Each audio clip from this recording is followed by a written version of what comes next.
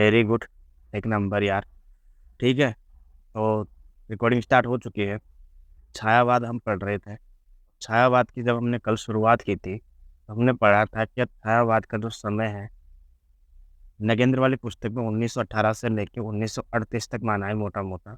वे कोई भी कालखंड है जो ऐसे एक पर्टिकुलर वर्ष से शुरू नहीं हो सकता है। उसके लिए 2-4 साल आगे पीछे चल ही सकती है, क्योंकि जो पुरानी धारा है वो एक साथ खत्म नहीं होती, वो आगे प्रवाहित होती रहती है। और कोई भी नई धारा का जो जन्म जो है वो एक साथ नहीं होता है, धीरे धीरे धीरे उसका विकास होता रहता है। छायावाद की हमने विशेषताएं पढ़ी थी। छायावाद का काव्य जो है वो द्विवेदी युग के काव्य से किस प्रकार से भिन्न है, ये हमने पढ़ा था। क्योंकि द्विवेदी युग में जहाँ वस्तुनिष्ठता मिलती है, वहाँ यहाँ पर क्या मिलती है, आत्मनिष्ठा या विषय निष्ठा मिलती है। साथ ही जहाँ पे द्विवेदी युग जो है इतिव्रतात्मकता का काव्य था, वहीं ये सूक्ष्म और संक्षेप में लिखा गया काव्य था। माधुर्य गुण से और क्रोध या माधुर्य गुण से भरपूर काव्य जिसे हम कह सकते हैं छायावाद का था। और ठीक है, मोटे मोटे विशेषता हमने पढ़ ही ली थी, ठीक है ना। इसमें भी देश प्रेम की भावना है ना, स्वतंत्रता की भावना, ये सारी की सारी चीज़ें जो है कहीं ना कहीं इनकी पंक्तियों में दिखाई देती थी। वो बात अलग है कि यहाँ पे कल्पित एक प्रेम की कल्पना करके जो कि भिन्न प्रेम है, ठीक है ना, भिन्न एक प्रेम की अभिव्यक्ति यहाँ पे की गई है, जो कहीं ना कहीं भक्ति काल से थोड़ा सा अलग है। यहाँ पे जो विभिन्न प्रकार के जो संप्रदाय थे, छाया जैसे हमने पढ़े थे ना, वो ब्रह्म संप्रदाय और वो दयानंद सरस्वती का आर्य समाज वगैरह, इनका विशेष प्रभाव भी इस कालखंड में पड़ा है। तो विभिन्न प्रकार की हमने प्रवृत्तियां पढ़ी है। छायावाद में किस प्रकार से जो कवि हुए हैं उनकी किस प्रकार से मानसिकता थी, किस प्रकार से उन्होंने पलायनवाद को नहीं स्वीकार कर विभिन्न प्रकार की जो चीज़ें हैं इनके समाज में जो चल रही है, देश भर में जो घटनाएं हो रही है, उनको आधार बनाकर रचनाएं लिखी हैं, ठीक है ना। प्रकृति प्रेम विशेष रूप से निकल कर आया है बाहर यहाँ पर। तो बहुत सारी विशेषता है, और भी ज़्यादा डिटेल में बात करेंगे हम, इसमें कोई डाउट नहीं है। और आज हम जो बात करेंगे वो करेंगे इसके कवियों की। क्योंकि हमने डिस्कस किया था कि यार 1918 से लेकर 1938 तक छायावाद के कवियों के साथ साथ भले ही बात मानी कि इनकी मात्रा कम है, लेकिन राष्ट्रीय सांस्कृतिक धारा के कवि भी लिख रहे थे, और कोई प्रेम और मस्ती के कवि थे। ये तीनों की तीनों जो धारा थी वो पैरेलल चल रही थी, समानांतर चल रही थी। तो हमको तीनों के कवियों का, क्योंकि इन तीनों का जो कालखंड है वो एक ही है ना, 1918 से लेकर 1938। तो इस कालखंड के तीनों प्रकार के कवियों का हमें अध्ययन करना होगा, और ये अध्ययन हम शुरू करने वाले थे कल की क्लास में। तो कल तक हमने विशेषताएं और जो भी प्रवृत्तियां थी वो पढ़ी थी। आज हम इनके कवि पढ़ेंगे। सबसे पहले कवि है माखनलाल चतुर्वेदी। आप सबको पता है कि माखनलाल चतुर्वेदी 1889 में जन्म हुआ है। माखनलाल चतुर्वेदी उतने ही महत्वपूर्ण कवि हैं जितने मैथिलीशरण गुप्त है। आपको जन्म वर्ष भी याद होना ही चाहिए, 1889, ठीक है। मध्य प्रदेश के होशंगाबाद के गांव बाबई में हुआ था। बस एमपी में होता है, इतना सा याद रखो आप, ठीक है ना। एमपी छत्तीसगढ़ एग्जाम्स के लिए काफ़ी महत्वपूर्ण हो जाता है। हालांकि माखनलाल चतुर्वेदी का प्रश्न नहीं आया है, ऐसा कभी नहीं होता, ठीक है। ठीक है, उसके अलावा अगर हम बात करें तो इनके पिता गांव के स्कूल में अध्यापक थे, इसलिए इनकी आरंभिक शिक्षा वहीं हुई है। एक सजग, संवेदनशील और उत्साही व्यक्ति थे, और आरंभ से ही देश की दशा के प्रति जागरूक थे। इन पर सैयद अमीर अली मीर, स्वामी रामतीर्थ और माधवराव सप्रे का विशेष प्रभाव था। वैष्णव संस्कार तो इन्हें अपने परिवार से ही मिलते थे।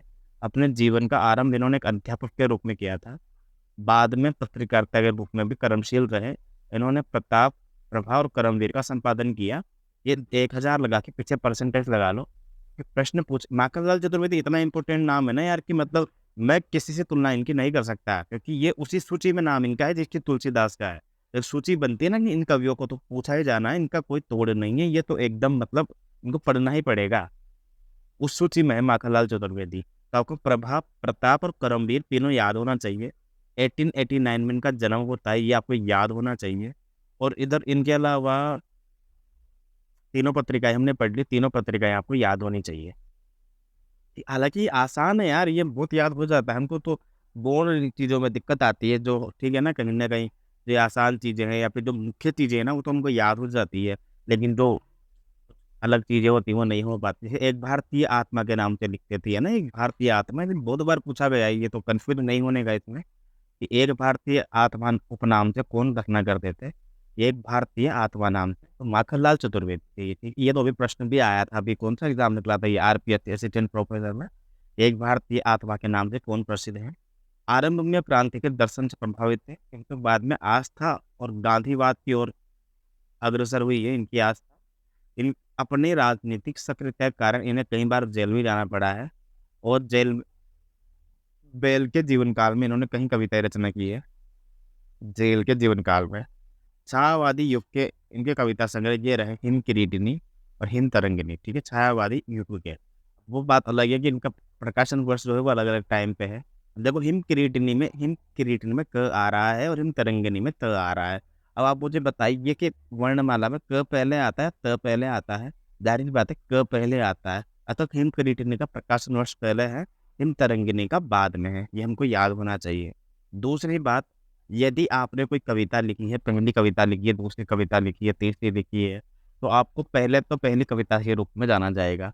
लेकिन आप ज़रूरी तो नहीं है ना कि पहली कविता के साथ या विख्यात हो जाएंगे, या प्रख्यात हो जाएंगे, या प्रसिद्ध हो जाएंगे, है ना?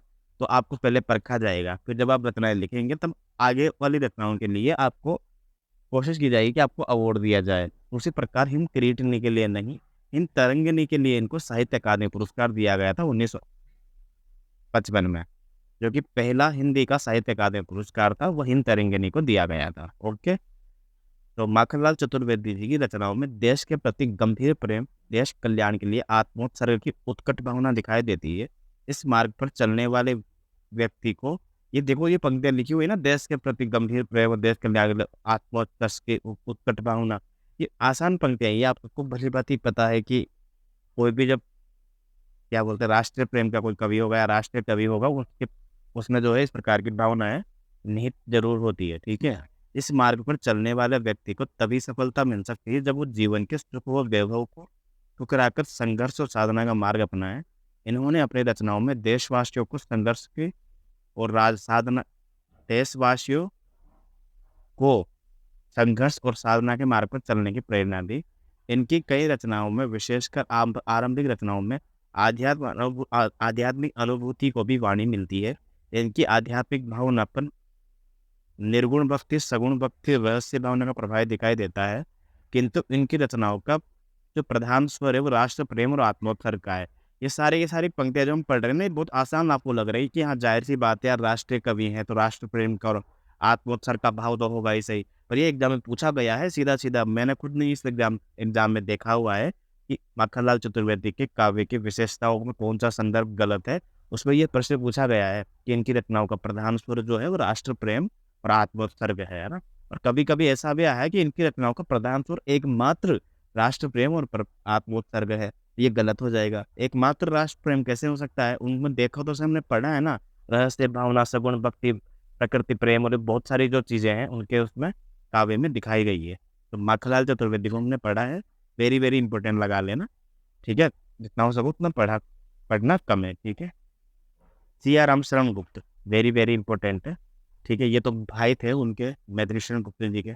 जाहिर सी बात है मैथिली शरण गुप्त जी जो है 1884 में पैदा हुए थे। ठीक है, कहाँ पे? चिरगांव, झांसी में। तो ये 1895 में पैदा हुए थे, तो जाहिर सी बात है ये भी चिरगांव में हुए थे, है ना। तो उत्तर प्रदेश के चिरगांव, झांसी में पैदा हुए थे ये 95 में। मैथिली शरण गुप्त के छोटे भाई थे। ठीक है, और पारिवारिक दुख के कारण जीवन दुख में रहा है। ये सरसता और नम्रता की प्रतिमूर्ति थे।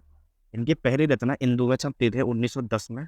ठीक है, ये अंबिका प्रसाद गुप्त जी की है ये इंदू, जिसमें जयशंकर प्रसाद भी प्रकाशक रहते हैं, संपादक रहते हैं। ठीक है ना। अब देखो इनकी रचनाएं तो सीधा सीधा पूछे जाती है। मैं हमेशा उन कवियों का नाम जरूर लेता हूँ जिनकी रचनाएं या तो युग्म में पूछी जाती है, युग्म में, या फिर मिलान करने के लिए। देखो, युग्म और मिलान में उन्हीं कवियों की रचनाएं पूछी जाएगी जो गौण कवि है या जिनकी रचनाएं गौण है। जैसे हम पढ़ते हैं ना, स्त्री कहानीकार हो गए, या इधर से कुछ ऐसे समकालीन लेखक हो गए जो हम पढ़ते तो है पर उनका मुख्य धारा में नाम नहीं है, तब उनका प्रश्न पूछा जाता है मिलान करने के हिसाब से या फिर युग्म बनाकर। परंतु यह है सिया रामशरण गुप्त, बहुत महत्वपूर्ण कवि। सीधा सीधा पूछा जाता है कि मौर्य विजय के लेखक कौन है ना, मौर्य विजय किसकी रचना है, तो ये सीधा सीधा आपको याद होना चाहिए, मौर्य विजय। ठीक है, दुर्वादल, बहुत बढ़िया, मौर्य विजय, दुर्वादल, अनाथ, विषाद, आद्रा। ठीक, के अलावा एक कौन सी साइड में पाथेय, पाथे बहुत इंपॉर्टेंट है। मौर्य विजय के बाद पहले लिखो आप पाथे है, पाथे, मृणमयी और बापू। मृणमयी उतना इम्पोर्टेंट नहीं, लेकिन बापू और देने की मैंने हालांकि सारी रचनाएं इनकी देखी हुई है एग्जाम में, सभी रचनाएं जो है किसी न किसी एग्जाम में पूछी गई है, तो आपको बिल्कुल याद होना चाहिए। अब जाहिर सी बात है, बापू नाम से तो इन्होंने एक रचना लिखी दी है, अतः इन पर गांधीवाद का प्रभाव होगा या नहीं होगा, या फिर गांधी जी की प्रति आस्था होगी या नहीं होगी। जब गांधी जी की प्रति आस्था होगी तो देश प्रेम के साथ साथ इनके काव्य में अहिंसा और करुणा और विश्व बंधुत्व का भाव भी दिखाई देगा। ये आपको याद होना चाहिए। ये हम कॉमन सेंस से भी ये चीज़ें लगा सकते हैं, ठीक है। और तो ठीक है, इसके बाद सरस्वती में भी छपी इनकी पत्रिकाएं, रचनाएं 1910 में इंदू में। तो ये मौर्य विजय आपको याद होना ही चाहिए, दुर्वादल याद होना ही चाहिए, पाथे और बापू और देनिकी ये याद होनी ही चाहिए, कोई तोड़ नहीं है, चाहे कैसे भी करो याद, ठीक है। अब ठीक है, इसके बारे में पढ़ते हैं अपन सिया रामचंद्र गुप्त के बारे में। तो ये देखो, गांधीवाद में अटूट आस्था थी इनकी रचनाओं में, अहिंसा, सत्य, करुणा, विश्व बंधुत्व, शांति आदि गांधीवादी मूल्यों का गहरा प्रभाव दिखाई देता है। जिन रचनाओं में इन्होंने प्राचीन भारतीय आख्यानों का आधार बनाया था, वहाँ भी इन्हीं मूल्यों की प्रतिष्ठा की गई है। और अभिव्यंजना की दृष्टि से जहाँ पर एक और द्विवेदी युगीन रचना पद्धति का प्रभाव लक्षित था, वही दूसरी ओर छायावादी शिल्प से भी प्रत्यक्ष प्रभावित रही है इनकी रचनाएं। इनकी भाषा शैली सरस और स्पष्ट है। इन्होंने बड़ी सफलता के साथ साथ मुक्त छंद का ही प्रयोग किया है। बहुत इंपॉर्टेंट हो जाएगा ये पंक्तियां तो मैंने अभी बोली है ना, ये मुक्त छंद का ही प्रयोग किया है बड़ी सफलता के साथ। आ जाएगा कि इन्होंने मुक्त छंद का प्रयोग कभी नहीं किया है, या अधिकांश रचनाओं में जो है छंदबद्ध प्रयोग किया है, तो गलत हो जाएगा। मुक्त छंद जो है, मुक्त छंद का प्रयोग किया है इन्होंने, तो हमको याद होना चाहिए कि जो सिया रामचरण गुप्त है वो मुक्त प्रकार के छंद का भी प्रयोग करते हैं। बालकृष्ण शर्मा नवे, ठीक है, 1897 में जन्म होता है इनका, याद होना चाहिए। ये कुछ इंपॉर्टेंट कवि है, इनका जन्म वर्ष हमको याद होना ही चाहिए, ठीक है। ग्वालियर राज्य के भैयाना गांव में होता है। 11 वर्ष की आयु में इन्होंने शिक्षा का आरंभ किया था। सन 1917 में स्कूल पास करने के बाद कानपुर पहुंचे। गणेश शंकर विद्यार्थी ने कॉलेज में दाखिल करा दिया। 1920 में ये भी गांधी जी के आह्वान पर कॉलेज छोड़कर राजनीति में भाग लेने लग गए। अपने लंबे राजनीतिक जीवन के दौरान कई बार जेल जाना पड़ा। देश के स्वाधीन होने पर ये लोकसभा और फिर राज्यसभा के सदस्य रहे। कुछ समय तक इन्होंने प्रभा और प्रताप का भी संपादन किया है, लेकिन प्रभा, प्रताप, करमवीर का संपादन तो अपने उन्होंने भी किया था माखनलाल चतुर्वेदी। प्रताप जो है उसके संपादक है गणेश शंकर विद्यार्थी। इनकी रचनाएं सन 1918 से प्रकाशित होने लगी थी, लेकिन विधिवत प्रकाशित कराने का कोई प्रयास नहीं किया। कुमकुम पहला कविता संग्रह, वेरी वेरी इंपॉर्टेंट है, 1000 बार पूछा गया है कुमकुम। और उर्मिला तो जानबूझ के पूछा जाता है, क्योंकि उर्मिला जो है ना, उससे साकेत की अनुभूति होती है और मैत्रेयन गुप्त के पास जाने का भ्रम होता है, इसलिए हमको बालकृष्ण शर्मा नवीन का उर्मिला अवश्य याद होना ही चाहिए, इसका कोई तोड़ नहीं है, ठीक है। कुमकुम 1939 इनका पहला कविता संग्रह है। उर्मिला काव्य को इन्होंने 1934 में ही पूरा कर लिया था, किंतु प्रकाशन 1975 में हुआ है। इसमें कवि ने उर्मिला के चरित्र के माध्यम से भारत की प्राचीन आर्य संस्कृति के उज्जवल रूप को प्रस्तुत करने का प्रयास किया है। कथानक को अपने परिवेश के यथार्थ से तथा भारतीय संस्कृति और ब्रिटिश साम्राज्यवाद के संघर्ष करने के लिए, पता नहीं है उन डीजे वालों को क्या पता चल जाता है कि मेरी क्लास का टाइम हो गया है, डीजे लेके निकलते हैं ना, दिन भर नहीं निकलते हैं। हालांकि दिन भर निकलेंगे भी कैसे, राजस्थान है, राजस्थान जिस प्रकार से जो विख्यात है ना अपनी मरुस्थल के लिए और अपनी गर्मी के लिए, तो उसको पूरा वो बनाए रख रहा है, क्योंकि गर्मी इतनी पड़ रही है दिन में, तो डीजे निकल जाना देख पा रहे हैं ना तब तक के बाद, है ना। हो सकता है अब तक आवाज़ आ रही हो या नहीं आ रही हो, पर मुझे मेरे कानों में आ रही है, तो एक बार वो निकल जाए, 2 मिनट लगेंगे, उसके बाद फिर मैं आपको शांतिपूर्वक पढ़ा पाऊंगा, ठीक है। ब्रिटिश साम्राज्यवाद के संघर्ष से संबंध करने के लिए कुछ प्रसंगों में अत्यंत कौशलपूर्वक क्वेश्चन योजना भी की है। तो देखो, आपको कुमकुम उर्मिला याद रखना है, इसके अलावा आपको याद रखना है रश्मि रेखा, इनका रश्मि रेखा, न कि रश्मि रथी। भाई रश्मि रेखा भी उतनी बार पूछा गया है जितनी बार रश्मि रथी पूछा गया है, ठीक है ना, रश्मि रथी। अब रश्मि रथी तो दिनकर की रचना है, 1952 में लिखी गई है, ठीक है। लेकिन रश्मि रेखा जो है वो किसकी रचना है, बालकृष्ण शर्मा नवीन की। अब पलक भी इनकी है, क्वासी भी इनकी है, और एक हो जाएगा हम विश्वाही जन्म, ठीक है। क्वासी तो इनकी रचना हो जाएगी, काव्य रचना। लेकिन कोसी का घटवार शेखर जोशी की बहुत बेहतरीन कहानी है, ठीक है। लक्ष्मा नाम का एक महिला पात्र होती है उसमें, और गुसाई नाम के एक नाम का एक पुरुष पात्र होता है, फौजी होता है, रिटायर हो जाता है बाद में, चक्की चलाता है। बहुत बढ़िया कहानी है यार। बालकृष्ण शर्मा नवीन जी की रचनाओं में प्रणय और राष्ट्र प्रेम दोनों भावों की शक्तिशाली अभिव्यक्ति मिलती है। इनके प्रणय संबंधित रचनाओं में कि जागरनाथ जी का भर देना का एक मतलब कोई देवता वगैरह होते हैं कि उनके वहाँ पे कुछ चढ़ावा चढ़ा देना, क्योंकि बाल बच्चे वाले को कभी झूठ नहीं बोलना चाहिए, क्योंकि कोई कसम वगैरह खाई होगी जवानी में कि मैं तेरे साथ ही रहूंगी, तेरे साथ नहीं रहूंगी तो मर जाऊंगी वगैरह। लेकिन वो शादी भी कर लेती है किसी और से, बच्चे वगैरह ही पैदा हो जाते हैं। तो बस वो बोलती है कि भाई ऐसे जाके वहाँ पे उस कहानी में कोसी का खटवार में है ना, बढ़िया कहानी है, मतलब मुझे तो बड़ी अच्छी लगी। नवीन जी की रचनाओं में प्रणय और राष्ट्र प्रेम दोनों भावों की शक्तिशाली अभिव्यक्ति मिलती है। इनकी प्रणय संबंधी रचनाओं में छायावादी प्रणय के समान स्वच्छंदता तथा प्रेम और मस्ती के काव्य जैसी मार्मिकता दिखाई देती है। इस रूप में नवीन जी को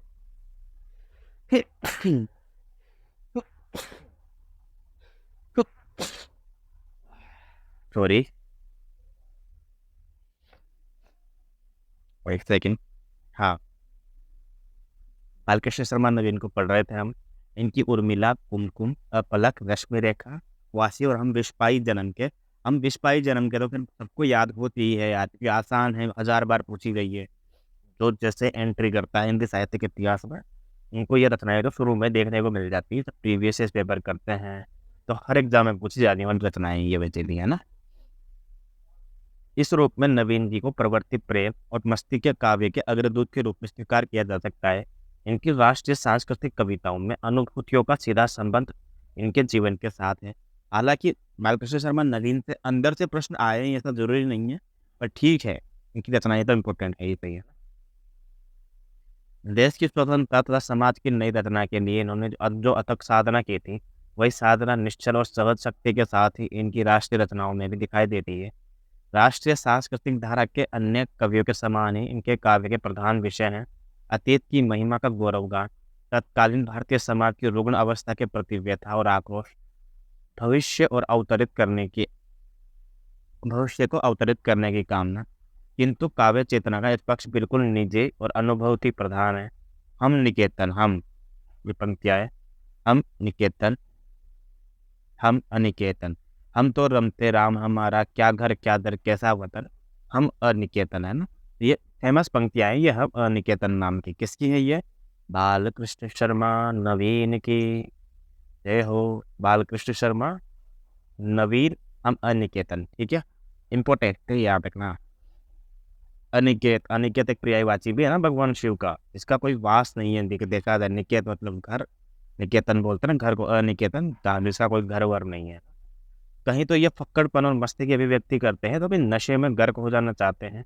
वो जाने दे गर्क नशे में, मद पड़ने दे फर्क नशे में। ये जिस ललक और उत्साह के साथ कर्म और साधना की ओर अग्रसर होते हैं, कि आवेश और आसक्ति के साथ प्रणय में डूब जाना चाहते हैं। फलस्वरूप चले पहली दशा का संघर्ष और तनाव, दूसरी स्थिति की मदहोशी मस्ती, दोनों कारण कार्य भाव से सुबद्ध होकर परस्पर पूरक हो लगते हैं। ठीक है, बिल्कुल चलते हैं नीचे अपन कि सुभद्रा कुमारी चौहान। ठीक है, सुभद्रा कुमारी चौहान 1905 में जन्म होता है। वेरी वेरी इंपॉर्टेंट, इनका जन्म वर्ष इनको पता होना चाहिए। ठीक है, वैसे ख्याति के मामले में सुभद्रा कुमारी चौहान में महादेवी वर्मा में कौन ज़्यादा बड़ा है इसका तो मैं निर्णय नहीं ले सकता हूँ, पर ठीक है कि सुभद्रा कुमारी चौहान जो है 1905 में पैदा होती हैं और 1907 में महादेवी वर्मा, तो आपको दोनों का ही जन्म वर्ष याद होना ही चाहिए, कोई भी तोड़ नहीं है। और सुभद्रा कुमारी चौहान का जन्म प्रयाग जिले के निहालपुर गांव में होता है। इनकी प्रयाग में शिक्षा ग्रहण की है। सन 1921 में असहयोग आंदोलन के प्रभाव से इन्होंने शिक्षा अधूरी छोड़ दी है और राजनीति में भाग लेने लगे। अपनी शिक्षा अधूरी छोड़ दी, इन्हें कई बार जेल जाना पड़ा है। काव्य रचना की इनकी प्रवृत्ति विद्यार्थी काल में हो गई थी। बच्चे को पता होती है कि त्रिधारा और मुकुल जो है इनके काव्य संग्रह है। किनके हैं? सुभद्रा कुमारी चौहान के। भाव की दृष्टि से इनकी कविताओं को 2 वर्गों में विभाजित किया जाता है। अब प्रश्न यह आता था, एक बार आया था ये एक एग्जाम में, कि सुभद्रा कुमारी चौहान के काव्य के बारे में कौन सा कथन गलत है, कि त्रिधारा और मुकुल उनकी कविता संग्रह है क्या, झांसी की रानी इनकी प्रसिद्ध रचना है क्या, 1905 में इनका जन्म होता है क्या, और एक चौथा ऑप्शन था कि केवल राष्ट्र प्रेम की कविताएं इन्होंने लिखी है क्या। तो नहीं, गलत है, ये राष्ट्र प्रेम की कविताएं नहीं लिखी है। कौन सी लिखी है बताता हूँ अभी, कि प्रथम वर्ग में राष्ट्रीय प्रेम की अभिव्यक्ति रखी जा सकती है, अतः प्रथम वर्ग में ही है राष्ट्रीय प्रेम की, तो एक तृतीय वर्ग भी होगा इसे। तो प्रथम वर्ग में तो इन्होंने राष्ट्रीय प्रेम की अभिव्यक्ति की है, जिसमें असहयोग और आज़ादी की लड़ाई में भाग लेने वाले वीरों को अपना विषय बनाया है। लेकिन झांसी की रानी कविता तो सामान्य जनता में बहुत प्रसिद्ध हुई है, जबकि दूसरे वर्ग में वो कविता आती है जिसमें पारिवारिक जीवन से प्राप्त हुई है। ऐसी कविताएं जो कुछ तो पति प्रेम की भावना से अनुप्रमाणित है, कुछ में संतान के प्रति वात्सल्य, सहज एवं मार्मिक अभिव्यक्ति मिलती है। इनकी भाषा शैली भावों के अनुरूप सरलता और गति लिए है ना। ठीक है ना। तो एक और पंक्ति आती तो है ना, वो कभी आपने पढ़ी हो तो मैं आपको बता देता हूँ कि मैं आपको बताता हूँ, रुको, बहुत फेमस कविता है इनकी, और वो मुझे मतलब मुंह पे ये याद नहीं आ रही, वो मैं देख लेता हूँ। ठीक है ना, रुद्रा कुमार चौहान की, कभी वो टपकेगी पक्का एग्जाम में टपकती बहुत बार वो पंक्तियाँ। वो मैं बता दूँ आपको, क्योंकि खूब लड़ी मर्दानी वो तो झांसी वाली रानी थी, तो सबको याद होती है कहीं ना कहीं, है ना। बट मैं किसी और की बात कर रहा था। सेकेंड को यार,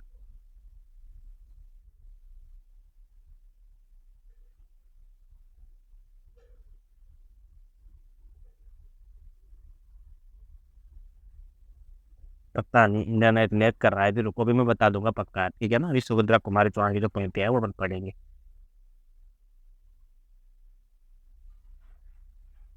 अन्य कवि, ठीक है, एक सेकेंड होल्ड दीजिए, थोड़ा सा दिक्कत आ गई।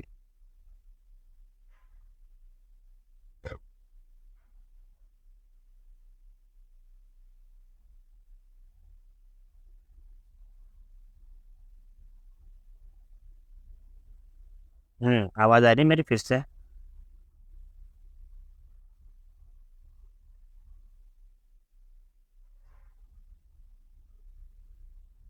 एक सेकेंड रुको यार, मुझे दोबारा कनेक्ट करने दो, एक परसेंट डिस्कनेक्ट हो गया।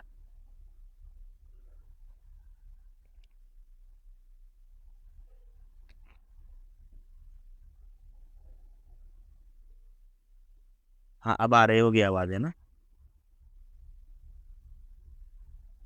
प्रदीप जी, सीमा जी, आवाज आ रही है ना, पीना जी?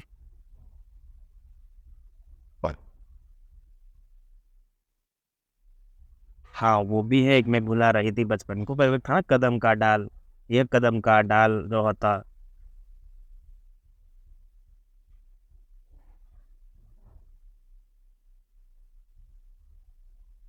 कदम का पेड़ कविता।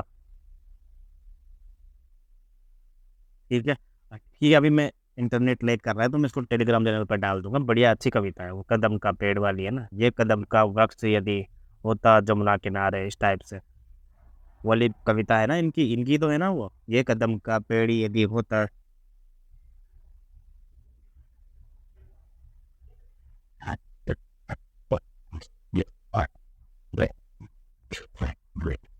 धीरे दिल। हाँ, ये वाली है ना, मैं एक बार ग्रुप में डाल दूंगा, कोई दिक्कत नहीं है, पर एक बार पढ़ लेना, जो भी ये यूट्यूब पे देखेंगे तो वो भी पढ़ सकते हैं।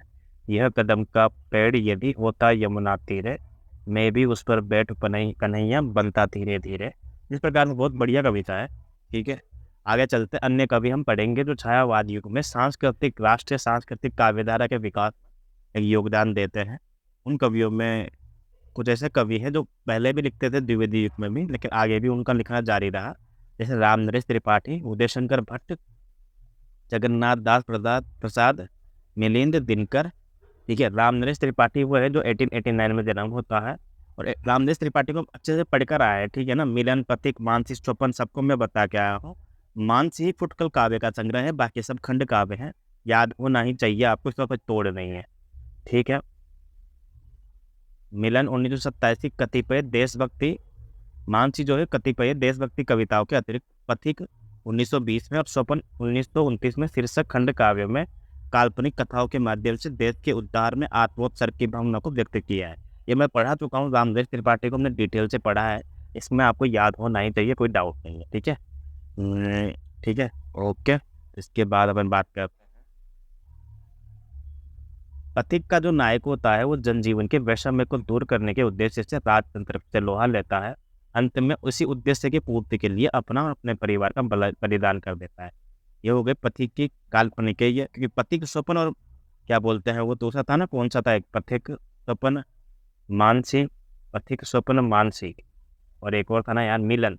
इन तीनों में मानसी के अलावा तीनों में खंड काव्य है, वो कथा है एक काल्पनिक। और स्वप्न में भी कवि ने एक संवेदनशील नायक की कथा का वर्णन किया है, जो पहले तो स्वार्थ और लोक सेवा का अथवा व्यक्तिगत सुख और समाज कल्याण में विरोध में दिखता है, किंतु बाद में उसे जब कर्तव्य का बोध होता है तो देश के कल्याण के लिए पूरी शक्ति में कर्मलीन हो जाता है। पथिक के विपरीत इस काव्य का अंत सुखद है, ठीक है, और पथिक में है ना। और दोनों काव्य इस इन दोनों काव्यों में कवि के राष्ट्र सेवा के आदर्श की स्थापना की गई है। कथा उतनी महत्वपूर्ण नहीं है, बस आपको याद होना चाहिए कि कौन सा खंड काव्य है और कौन सा फुटकल। तो मानसी ही फुटकल काव्य का संग्रह है, बाकी तीनों खंड काव्य। अगले कवि हो जाएंगे उदय शंकर भट्ट। कोई विशेष याद नहीं रखना है, इनका एक आख्यान काव्य तक्षशिला, बस याद रखना है इसको कि तक्षशिला नाम से जो आख्यान काव्य है वो उदय शंकर भट्ट का है। वैसे भी ऐसा नहीं लगा कि तक्षशिला जैसे कोई मतलब कोई मठ टाइप से हो पुराना, और जिसमें उदय शंकर भट्ट नाम का एक आदि पुरुष रहते हैं जो एकदम बहुत ज़्यादा महात्मा टाइप से है। तो याद रखना है, कैसे भी याद रखो। जगन्नाथ प्रसाद मिलिंदे एक, ठीक है ना, जिन्होंने भी कुछ रचनाएं की है, जो भारत के सांस्कृतिक राष्ट्रीय चेतना और बलिदान की भावना को व्यक्त करने वाली कविताएं संकलित है, ठीक है। कौन सा क्या लिखा हुआ है इसमें? जीवन संगीत। वैसे इनका इतना महत्वपूर्ण नहीं है जगन्नाथ प्रसाद मिलिंदे का, ठीक है। दिनकर की हम बात करते हैं, अब कितना महत्वपूर्ण है दिनकर आपको भली बात याद है कि दिनकर की जो रचनाएं रेणुका 1935 में, रेणुका की हुंकार, यानी कि रेणुका के बाद फिर हुंकार आएगा, याद रखना। रेणुका 1935 में रूढ़ी विद्रोह नवयुग की स्फूर्ति और ओजस्विता की दृष्टि से इनकी कविताएं अप्रतिम। इस संदर्भ में मैत्रेयन गुप्त की स्वदेश संगीत, ठीक है, और त्रिशूल, कवि त्रिशूल यानी गया प्रसाद शुक्ल सने की राष्ट्रीय मंत्र, जबकि राष्ट्रीय वीणा भी इनकी है, ठीक है, गया प्रसाद शुक्ल की राष्ट्रीय वीणा है, ठीक है। और तो केदारनाथ मिश्र प्रभात की हो जाएगी ज्वाला। महेश चंद्र प्रसाद की कांग्रेस शतक, ये बिल्कुल इंपॉर्टेंट नहीं है। वैसे राष्ट्रीय मंत्र देख लेना, ये राष्ट्रीय मंत्र उसी लेखक की है जिसने राष्ट्रीय वीणा लिखी है। और रेणुका आपको सबको पता है 1935 में छपता है, ये कविता संग्रह है ये भी दिनकर का, ठीक है। वैसे दिनकर की सारी रचना आपको भली बातें याद होंगी सही। रेणुका, हुंकार, सामदेने, कुरुक्षेत्र, दृश्यरथी, ठीक है, प्राणभंग जो 1929 में ऑलरेडी छप चुका होता है। इसके बाद कुछ और बची हुई चीज़ें हैं अपने कि छायावाद की सामान्य विशेषताएं क्या क्या है। कि छायावाद शब्द को लेकर आलोचना जगत में काफ़ी विवाद रहा है। इसका कारण यह है कि यथार्थवाद, आदर्शवाद और प्रगतिवाद आदि ऐसे नाम हैं जिनके आधार पर इन वादों के अंतर्गत स्वीकृत रचनाओं के बुनियादी स्वरूप को आसानी से समझा जा सकता है। अतः मतलब यथार्थवाद से आपको खुद को ऑटोमेटिक पता चल जा रहा है ना कि यथार्थवाद की किस प्रकार रचनाएं लिखी गई है। आदर्शवाद से पता चल जा रहा है, प्रगतिवाद, प्रयोगवाद से। नाम में भी कहीं ना कहीं इन कविताओं की विशेषताएं छुपी हुई है। लेकिन छायावाद में भी एक प्रकार से स्पष्ट बोध नहीं हो पा रहा है छायावाद कि छाया शब्द से क्या ही मतलब तात्पर्य लें। तो यहाँ पे बताया गया है कि वही छायावाद शब्द से ऐसे स्पष्ट अर्थ का बोध नहीं करता है जिसके आधार पर छायावादी काव्य की विशेषता को समझा जा सके। हो सकता है कि आरंभ में छाया को अस्पष्टता की व्यंजना अभिप्रेरित रही हो, किंतु यह छायावादी काव्य के स्वरूप को समझाने में सर्वथा असमर्थ है। इसलिए छायावाद के अर्थ को समझने के लिए उन प्रवृत्तियों को जानने का प्रयास करना होगा जो छायावादी काव्य में पाई जाती है। जहाँ यथार्थवाद, प्रगतिवाद और काव्य धाराओं के विवेचन में यथार्थ, प्रगति आदि के अर्थ से सहायता ली जाती है, वहीं छायावाद के अर्थ को समझने के लिए विपरीत दिशा में चलना होगा। नामवाचक शब्द के अर्थ से काव्यगत विशेषताओं की ओर ले जाने के स्थान पर काव्य को विशेषताओं से नामवाचक शब्द के अर्थ निर्धारण करने का प्रयास करना होगा। जो समझाने की बात होगी मैं खुद समझा दूंगा आपको, लेकिन छायावाद के जो अर्थ आरंभ निर्धारित किए गए थे उनमें छाया शब्द के अर्थ को समझाने की कोशिश की गई थी। जैसे रामचंद्र शुक्ल जी कहते हैं, क्या कहते हैं कि इसका संबंध जो है ना फैंटेमेस्टा से है, अंग्रेजी एक शब्द है फैंटेमेस्टा से जोड़ने का प्रयास किया है। प्रसाद जी ने इसे विच्छत्ति और मोती की सी तरलता से संबंधित किया है, लेकिन आज इन मान्यताओं का केवल ऐतिहासिक ही महत्व है, ठीक है ना। छायावाद के अर्थ निर्धारण के लिए एक और विवाद भी सामने आया है। आचार्य रामचंद्र शुक्ल ने सीमित अर्थ में एक शैली विशेष माना है, इसमें लाक्षणिक मूर्तिमत्ता, ठीक है, और प्रतीक विधान, विरोध, चमत्कार, विशेषण विप्रिय, मानवीकरण, ये सारे अंग्रेजी स्टेटमेंट से देखा जाए तो मानवीकरण भी अंग्रेजी का अलंकार है, विशेषण विप्रिय भी ज़्यादातर उधर ही चलता है, प्रतीक विधान यानी कि सिंबॉलिक काव्य जिसे कह सकते हैं अपन, अन्योक्ति विधान आदि पर बल रहता है। तो यानी कि एक प्रकार से इन स्टेटमेंट में शुक्ल जी ने इस काव्य को बांध दिया है कि इसमें यार इस प्रकार का वर्णन हो तो समझ जाओ वो छायावाद है ना। तो छायावाद के व्यापक अर्थ में उन्होंने रहस्यवाद को भी समाविष्ट कर दिया है, ठीक है ना। रहस्यवाद शुक्ल जी को उतना ज़्यादा पसंद नहीं था। श्रीधर प्रसाद जी ने छायावाद को स्वानुभूति की विवृत्ति पर बल दिया है, लेकिन आज छायावाद और रहस्यवाद दो स्वतंत्र वाद माने जाते हैं। छायावाद में शैलीगत विशेषताओं के साथ साथ प्रेम, सौंदर्य आदि भावनाओं को भी स्वीकार किया जाता है। छायावाद में शैलीगत विशेषताओं के साथ, ठीक है ना। एक सेकंड रुकिए। हाँ, जबकि अव्यक्त निराकार प्रिय के प्रति प्रणय निवेदन की रहस्यवाद को मूल विशेषता माना जाता है। यद्यपि प्रसाद ने रहस्यवाद को आध्यात्मवाद और विशेषतः शैव दर्शन के साथ संबद्ध करने का प्रयास किया है, किंतु उनकी वो व्याख्या सर्वमान्य नहीं हो सकी है। जहाँ तक भाषा शैली का प्रयास है, प्रश्न है, छायावाद और रहस्यवाद में समानता पाई जाती है, किंतु विषय वस्तु की दृष्टि से दोनों में स्पष्ट अंतर है।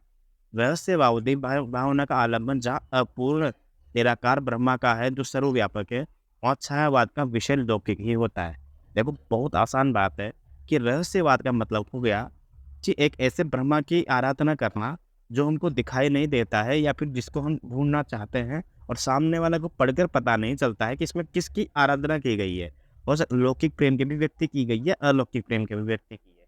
लेकिन रहस्यवाद जो शब्द सर्वप्रथम चलता था ना, वो सिर्फ अलौकिक के लिए चलता था, या फिर परम ब्रह्मा के लिए चलता था। वो परम ब्रह्मा कैसे, चाहे वो अद्वैतवाद में ही अभिव्यक्ति करता हो, चाहे विशिष्टाद्वैतवाद की अभिव्यक्ति करता हो, चाहे वो किसी प्रकार के ब्रह्मा की अभिव्यक्ति करता हो, चाहे वो किसी संप्रदाय का किसी भी दर्शन का हो। लेकिन पहले जो रहस्यवादी भावना थी वो एक निराकार ब्रह्मा के लिए की जाती थी, क्योंकि जब साकार है, अगर मान लो निराकार ब्रह्मा है, उसका पता नहीं है कैसा रूप है, रहस्य ही है ना ये तो। क्योंकि निराकार ब्रह्मा का जो रूप आप मेरे सामने व्यक्त करोगे, हो सकता है कि आपके दिमाग का वैसा ही रूप मैं नहीं देख पाऊंगा, है ना। ये तो वैसे वाली बात हो गई ना कि कोई अगर हाथी को पकड़ रहा है तो कोई उसके पैर पकड़े तो समझेगा यार ये तो बहुत खंबे खंबे जैसा है एकदम, बिल्कुल ही, है ना। अंधा जब पकड़ेगा तो, कोई सूंड पकड़ेगा तो बोलेगा कि घुमावदार है हाथी तो एकदम बिल्कुल ही, और एकदम लचीला टाइप से है। तो वही वाली बात है। तो रहस्य बना रहेगा क्योंकि निराकार है ना, आकार दिखाई नहीं दे रहा। साकार में तो रहस्यवाद की भावना खत्म हो जाती है, क्योंकि तो साकार रूप में तो हमें पता है कि मैं कृष्ण की आराधना कर रहा हूँ, तो रहस्य कहाँ पे है, मेरे काव्य में रहस्य कहाँ है। उसी प्रकार तभी तो मीरा के काव्य में रहस्यवादी जो भावना उसको हम पूर्ण मात्रा में लेते एकदम शून्य में। मीरा के काव्य में जो रहस्यवाद है प्रधानता नहीं है, क्योंकि वहाँ पे पता है ना कि जो कृष्ण है वही उनके प्रेमी हैं, वही उनके आराध्य हैं। लेकिन जो निर्गुण निराकार ब्रह्मा की आराधना करते हैं, उनके वहाँ पे रहस्यवाद की भावना हमको दिखाई देती है, क्योंकि जो उनके लिए जो वो ब्रह्मा है ना, उन ब्रह्मा की व्याख्या हमसे वो करते हैं, लेकिन हम उनको समझने में थोड़ा सा विस्तार से नहीं समझ पाते हैं, जबकि उनके हिसाब से वो सर्वव्यापक है। तभी तो विभिन्न प्रकार के अलग अलग दर्शनों की अभिव्यक्ति की गई है ना। अब बात आती है छायावाद की। तो छायावाद का जो काव्य है, जाहिर सी बात है 1918 से लेकर 1938 के बीच में लिखा गया है, बाद में भी लिखा गया है। तो क्या इस समय इनको इतना अवकाश है कि ये ईश्वर की आराधना करेंगे या ईश्वर के भरोसे सब कुछ छोड़ देंगे? नहीं ना। इनको लौकिक जगत में, यानी कि जो वास्तविकता है ना, यथार्थ है, उसको देखना पड़ेगा। वास्तव में जो स्त्रियों की जो दशा है, देश की जो दशा है, युवकों की जो दशा है ना, उस पे काम करना पड़ेगा। अतः जो इन्होंने जो छायावाद में जो विषय लिया है ना, वो लौकिक विषय है। इन्होंने खुद नहीं कहा है कि भाई हमको स्वर्ग की अभिव्यक्ति नहीं है, हमको स्वर्ग की आशा नहीं है मरने के बाद। तो हम तो चाहते हैं कि इसी संसार में जो हमारे लोग हैं वो खुशहाल रहें, खुश रहें, यही हमें स्वर्ग की प्राप्ति हो जाएगी। अतः रहस्यवाद को हम छायावाद से नहीं जोड़ सकते हैं। छायावाद का जो विषय है वो लौकिक है, क्योंकि रहस्यवाद जो है अलौकिक और निराकार ब्रह्मा का काव्य है। तो पहला तो ये अंतर यहीं खत्म हो जाता है। जबकि शुक्ल जी ने छायावाद को रहस्यवाद की परिभाषा या रहस्यवाद की संज्ञा भी दी है। हालांकि ये सर्वमान्य मत नहीं है, पर बस आपको याद होना चाहिए। छायावाद की विवेचन के प्रसंग में कुछ लोग स्वच्छंदतावादी प्रवृत्ति का भी उल्लेख मिलता है। शुक्ल जी ने श्रीधर पाठक को आधुनिक काव्यधारा में सच्चे स्वच्छंदतावाद के प्रवर्तक के रूप में स्वीकार किया है। हरिश्चंद्र के सहयोग में काव्यधारा के नए नए विषयों की ओर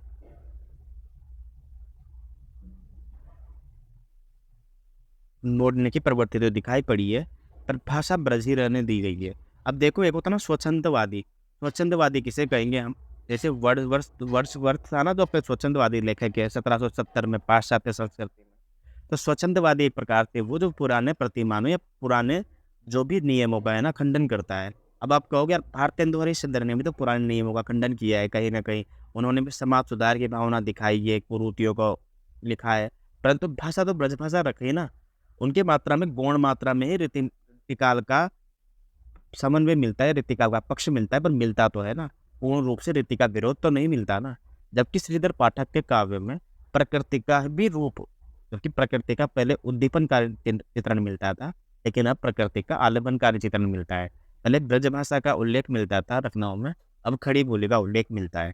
ठीक है ना। इस वजह से हम स्वच्छंदतावाद के प्रवर्तक या स्वच्छंदतावादी लेखकों में श्रीधर पाठक का नाम पढ़ते हैं। ठीक है ना। तो इसलिए ब्रजभाषा का रहने दी गई, इसलिए हम उनको स्वच्छंदतावादी लेखकों में नहीं मानते हैं ना। अब अगले पंक्तियाँ देखो आप।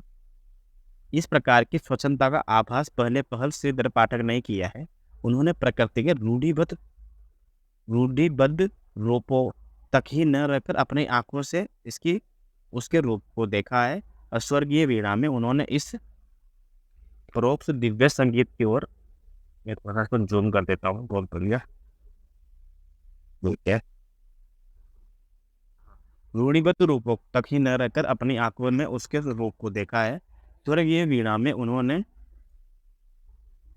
उस परोक्ष दिव्य संगीत की ओर संकेत किया है। किस ताल सुर पर ये सारा विश्व नाद रहा है। इन सब बातों पर विचार करने पर श्रीधर पाठक के सच्चे स्वतंत्रतावादी प्रवर्तक ठहरते हैं। खेद है कि सच्ची और स्वाभाविक स्वतंत्रता का ये मार्ग हमारे काव्य क्षेत्र के बीच में चल पाया है। शुक्ल जी ने उसका कारण ये माना है कि गीतांजलि की धूप मच जाने के कारण हिंदी के प्रवर्ती कवि चित्रात्मक भाषा और प्रतीकवाद की ओर आसक्त हुए हैं। ठीक है। और लेकिन ये स्पष्ट है कि एक अटूट धारा के रूप में स्वच्छंदतावाद का आधार श्रीधर पाठक से नहीं हुआ है। ये बात भी ध्यान देने योग्य है। शुक्ल जी ने स्वच्छंदतावाद का उल्लेख करते हुए पद्य के ढांचों, अभिव्यंजना के ढंग और प्रकृति के स्वरूप निरीक्षण की बात की है। ये विशेषताएं परिवर्तित छायावादी काव्य में भी सामने आई है। वैसे छायावादी काव्य का एक प्रधान लक्षण है स्वानुभूति की प्रत्यक्ष विवृत्ति, है ना। तभी तो मैंने बात की थी आत्मानुभूति की। तो आत्मानुभूति जो है प्रकार से स्वानुभूति हुई नहीं हुई, जो व्यक्तिगत प्रणय से लेकर करुणा और आनंद तक फैली हुई है।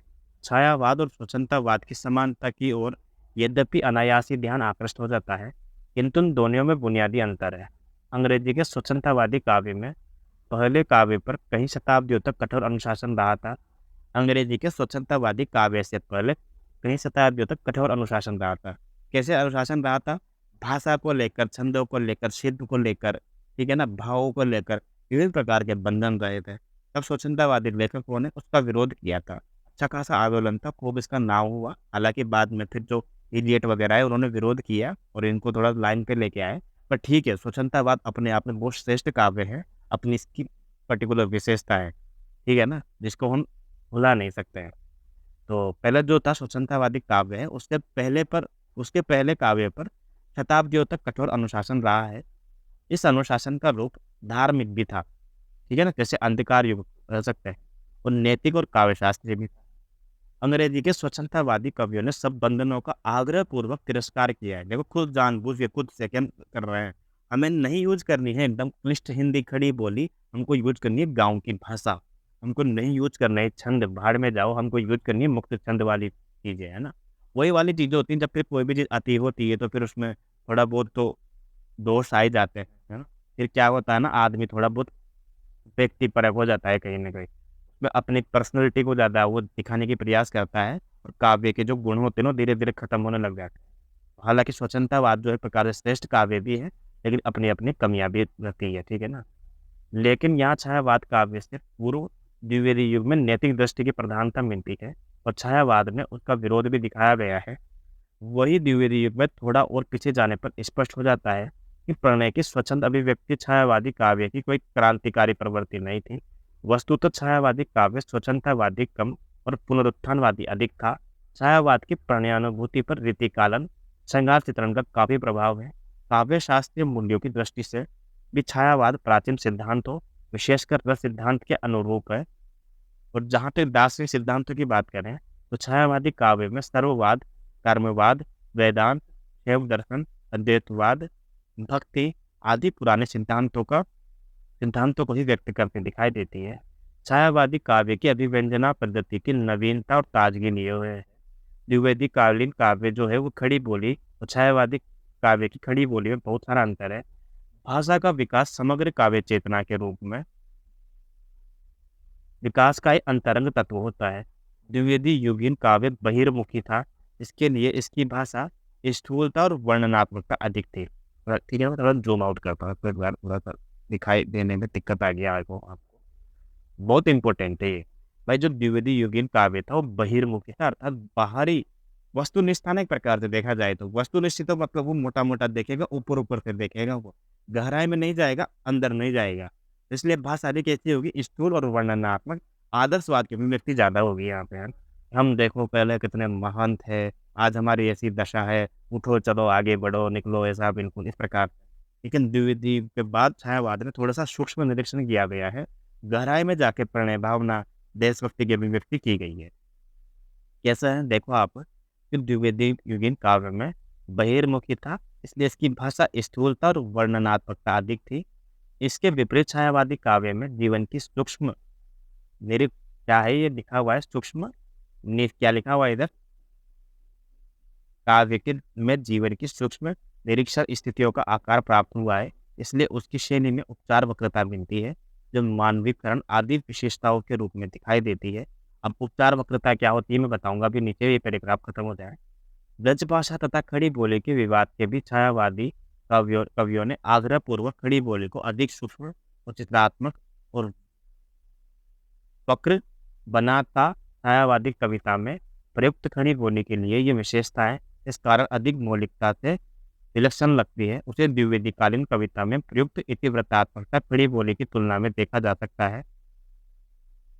अन्यथा घनानंद जैसे कवियों की ब्रजभाषा में ऐसी वक्रता और सूक्ष्मता का पता नहीं साइड में क्या हुआ, दिख नहीं रहा है क्लियर, बस मैं कल्पना कर रहा हूँ कि कवियों की ब्रजभाषा में ऐसी वक्रता और सूक्ष्मता का आगमन बहुत पहले ही हो चुका था, किंतु छायावादी अभिव्यंजना निस्संदेह अर्थ गांधीर्य को और क्या लिखा हुआ है, कुछ बता सकता है मुझे कि क्या लिखा हुआ है इधर साइड में, कि छायावादी अभिव्यंजना निस्संदेह अर्थ गांधीर्य को एक बार देख ही लेता हूँ, पेज नंबर 527।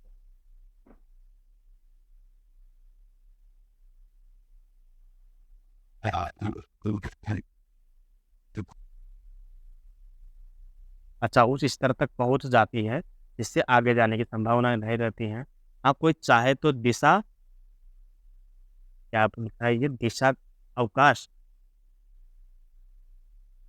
ये उतना महत्वपूर्ण अवश्य बदल सकता है। हाँ, कोई चाहे तो दिशा अवश्य बदल सकता है। महादेवी की दीप शब्द का की कुछ पंक्तियां नीचे दी हुई है कि झर चुके तारक कुसुम तब, रश्मियों के रजत पल्लव, संधि में आलोक तम की, क्या नहीं नभ जानता तब, पार से अज्ञात वासंती, दिवस रथ चल चुका है। ये पंक्तियां हैं महादेवी वर्मा की दीपशिखा का। अब देखो हमने बात की है छायावाद की, ठीक है ना। अब छायावाद में हमने बात की प्रकार की द्विवेदी युग से भिन्न है, ठीक है। वहाँ वर्णनात्मकता, स्थूलता, ठीक है, वस्तुनिष्ठता हमको काव्य में दिखाई देती है। यहाँ पे आत्मनिष्ठता, व्यक्तिपरक काव्य है, स्वच्छंदतावादी काव्य है। क्योंकि स्वच्छंदतावादी काव्य अपने आप में व्यक्तिनिष्ठ ही होता है, उसमें पहले वो अपने आप को महत्व देता है, बाद में समाज को। लेकिन छायावाद में सबसे बड़ी विशेषता, क्योंकि छायावाद अपने आप में भिन्न ऐसा है ना, कि जो स्वच्छंदतावादी काव्य होगा ना, वो सिर्फ अपने आप को महत्व देगा, समाज को बाद में। परंतु ये छायावाद की सबसे बड़ी विशेषता है कि इन्होंने व्यक्तिपरक रचनाएं करते हुए भी समाज को सबके साथ लेकर चलने की अभिव्यक्ति दिखाई है अपनी रचनाओं में। समाज सबसे पहले है, समाज से मिलकर देश बनता है, ठीक है ना। तो ये सबसे बढ़िया अभिव्यक्ति जो है इनके काव्य में दिखाई देती है। मानव मात्र से प्रेम दिखाई देता है यहाँ पर, पशु पक्षियों प्रकृति के प्रति बहुत ज़्यादा गहरे प्रेम की अभिव्यक्ति यहाँ पर की गई है, ठीक है ना। तो अब मैं बात करता हूँ उपचार वक्रता की। उपचार वक्रता जो है वो एक प्रकार से छायावाद की विशेषता है। जब हम वक्रोक्ति सिद्धांत पढ़ते हैं, वक्रोक्ति सिद्धांत किसका है, कुंतक का, तब इन्होंने वक्रोक्ति के 6 भेद बताए थे, ठीक है ना। वर्ण वक्रता, वाक्य वक्रता, वस्तु वक्रता, जिसे वाक्य वक्रता को वस्तु वक्रता कहते हैं, पद पूर्वार्ध, पद परार्ध, ठीक है। उसके अंदर ही किसी एक का भेद होता है उपचार वक्रता। उपचार वक्रता का मतलब होता है कि मूर्त की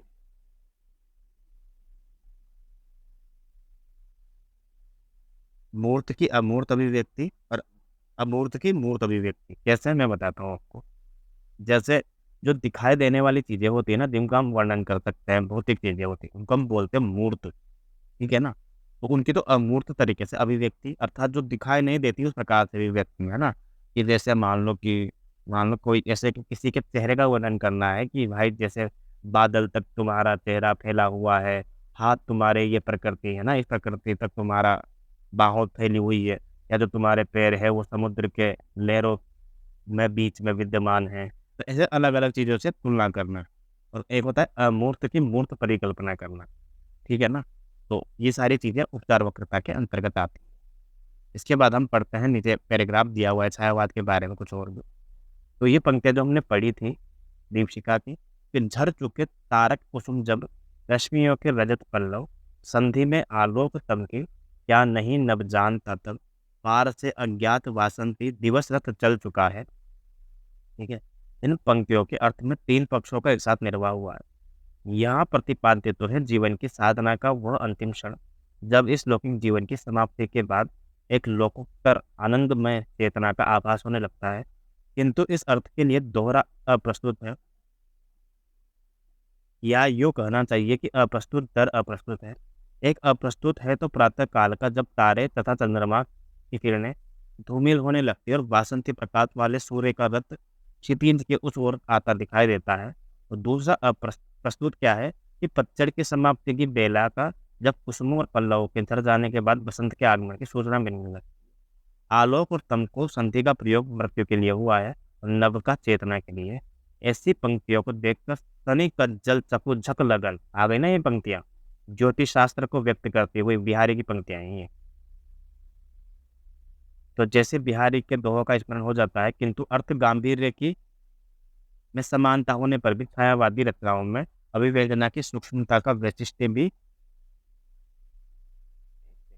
वैशिष्ट्य भी अनायास ही स्पष्ट हो जाता है। कुल मिलाकर बात यह है कि वो कहते हैं ना कि यार, जैसे हम एक प्रकार का वर्णन कर रहे हैं कि अंधियारी जो रात है वो ढल चुकी है और सुबह का आगमन हो चुका है। अब एक तो ये होगा कि हम सामान्य प्रकृति का वर्णन कर रहे हैं। अब इससे ये भी तो अर्थ ग्रहण किया जा सकता है ना कि दुख जो है वो खत्म होने वाला है, अब सुख ही सुख आएगा, बस अपने प्रयास के लिए लगे रहो कहीं ना कहीं। तो ये तो वही हो गया ना, सिंबॉलिक तरीके से बात करना प्रतीकों के माध्यम से, है ना। एक हमारे भैया थे, हालाँकि आज तो इस दुनिया में नहीं रहे, भव्य सोनी नाम है उनका, यूट्यूब पे आप सर्च करोगे मिल जाएँगी उनकी सारी कविताएँ, काफ़ी सारी उनके इंटरव्यू मिल जाएँगे। बहुत बढ़िया अभिव्यक्ति करते थे, बहुत बढ़िया लिखते थे। उन्होंने एक कविता लिखी थी बाँध के ऊपर, तो बाँध यहाँ पे प्रतीकात्मक था ऐसा बिल्कुल, कि किस प्रकार से बाँध जो है वो एक दिन में नहीं टूटता है, धीरे-धीरे उसमें दरार पड़ती है, धीरे-धीरे वहाँ पे काफ़ी लोग आते हैं वहाँ पे घूमने के लिए, वो जो फुहारें आती हैं ना उसमें आनंद लेते हैं। लेकिन धीरे-धीरे क्या होता है, उस दरार को कोई देख नहीं पाता है और एक दिन पूरा बाँध टूट चुका होता है। तो कहना चाहते हैं ये कि उसी प्रकार आदमी भी कहीं न कहीं सामने से लगता है कि हाँ यार, बहुत खुश है, बहुत बढ़िया तरीके से लाइफ़ जी रहा है, और एक दिन में उसके दिमाग में दरार नहीं आती है, मन में। धीरे-धीरे वो दरार आती है और एक दिन टूट जाता है आदमी भी। तो बहुत बढ़िया कविता थी, यूट्यूब पे मिल जाएगी, पढ़ना चाहो तो। तो इसे कहते हैं प्रतीकात्मक कविताएँ। क्योंकि अगर आपने जो बात कहना चाहते हो और वो बात कह ही दी, तो फिर तो कविता लिखने की आवश्यकता ही कहाँ पड़ी? अगर मुझे लिखनी है बलात्कार पे कविता, तो बलात्कार बोलते ही आपको पता नहीं चलेगा कि बलात्कार का मतलब क्या होता है? पता है ना? तो फिर कविता सुनाने का मतलब क्या रह जाएगा ये बताओ? फिर कविता लिखूँगा तो उसका अर्थ कैसे समझोगे आप, ये बताओ? कि जब मैंने बलात्कार शब्द का प्रयोग ही कर दिया, तो अब मैं उसमें कविता लिखूँगा तो व्यर्थ जाएगी ना।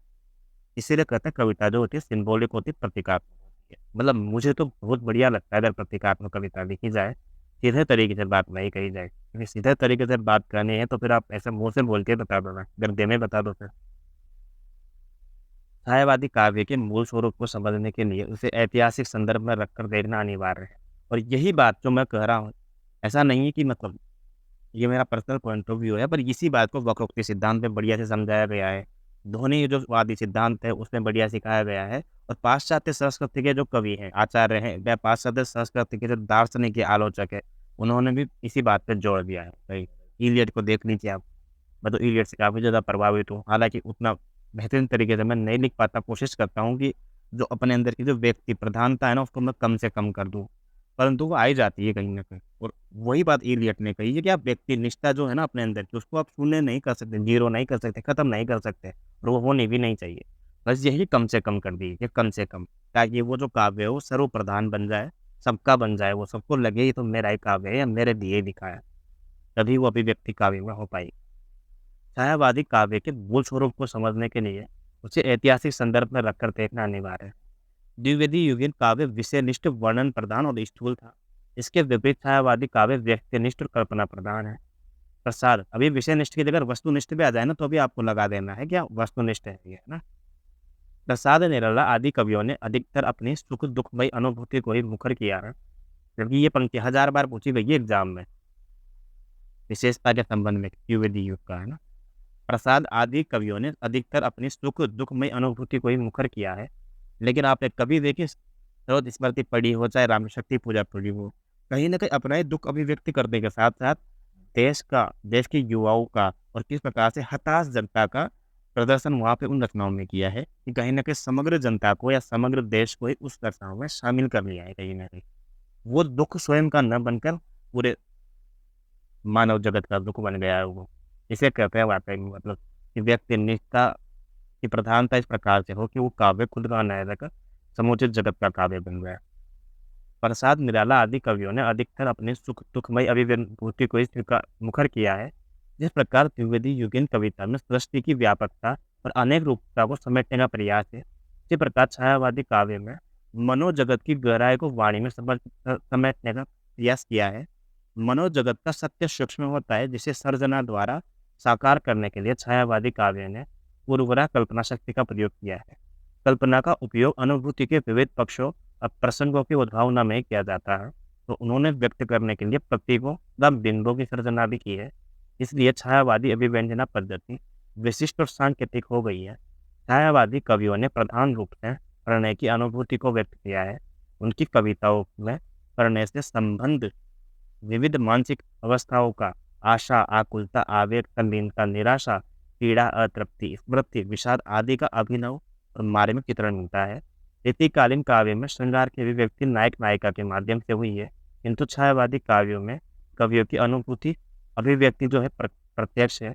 यहाँ कवि और पाठक की चेतना के बीच अनुभूति के अतिरिक्त किसी अन्य सत्ता की स्थिति नहीं है। स्वानुभूति को इस भांति चित्रित किया गया है कि सामान्य पाठक सहज ही इसमें तल्लीन हो जाता है। स्वानुभूति के संप्रेषण के लिए ये आवश्यक है कि कवि उसे निजी संबंधों और प्रसंगों से मुक्त करके लोकमान्य अनुभूति में प्रस्तुत करे, और छायावादी कवि की प्रणयानुभूति की अभिव्यक्ति भी इसी लोक सामान्य स्तर पर हुई है ना। प्रणयानुभूति मतलब प्रेम की अनुभूति भी लोक सामान्य स्तर, अर्थात इसमें कोई प्रेम की जो अभिव्यक्ति है वो ऐसा नहीं हुआ अलौकिक स्तर पे एकदम काल्पनिक हुआ हो या फिर जिसका मतलब इस सामान्य जगत से कोई लेना देना ही नहीं है ना। छायावादी काव्य की अनुभूति इस तरह पर मानव मात्र की एकता को स्थापना करने में समर्थ हुआ है। इसका ये अभिप्राय नहीं है कि इसका उद्देश्य यही था। श्रृंगार परक रचनाओं को देखने से स्पष्ट हो जाता है कि कवियों ने तो मूल रूप से स्वानुभूति में ही केंद्रित होकर साधना की है।